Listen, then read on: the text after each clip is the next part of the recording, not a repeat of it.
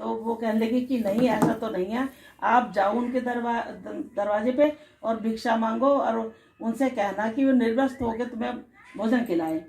तो वे तीनों ना ब्रह्मा विष्णु महेश तीनों चले गए और वो कहने लगे कि माई भिक्षा दो भिक्षा दो। तो वो कहने लगे कि मैं भिक्षा नहीं दूंगी, तुम लोगों को भोजन भी खिलाऊंगी। तो वे कहते हैं कि भोजन में हम ऐसे नहीं करेंगे, तुम निर्वस्त्र होके हमें भोजन कराओगी।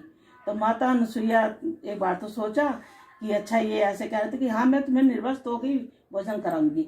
अब तीनों को बालक रूप दे दिया और उन्होंने उनके वो तो बालक रूप में आ गए, उनको तो याद कुछ नहीं है कि हम कौन है। अब माता ने निर्वस्त्र होकर भोजन बनाया और उनको अपने हाथों से खिलाया जैसे बच्चों को खाना खिलाती हैं। अब तीनों आती हैं तो वो कहती हैं कि हम भी जाके देखते हैं माता अनुसुईया कैसे उनको वो करती हैं, उनकी परीक्षा लेते हैं।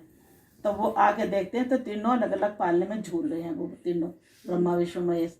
तो वो दोनों हाथ जोड़ के कहते हैं माता अनुसुईया माता हम तो हार गई, तुम जीत गई और तुम हमारे पति बता दो कि कौन है, कि तुम खुद पहचान के लेके जाओ तुम्हारे पति कौन है कि कौन है। तुम बाल रूप में मैंने कर दिया इनको और मैंने जैसे ही इन्होंने भोजन मांगा था मैंने वैसे ही इनको खिलाया, अब तुम पहचानो तुम में से कौन सा तुम्हारा पति कौन सा है। तो वो उनके चरणों में पड़ गई माता अनुसुईया हमें माफ करो, तुम जीत गई, हम हार गई, हमारे पति हमें दे दो।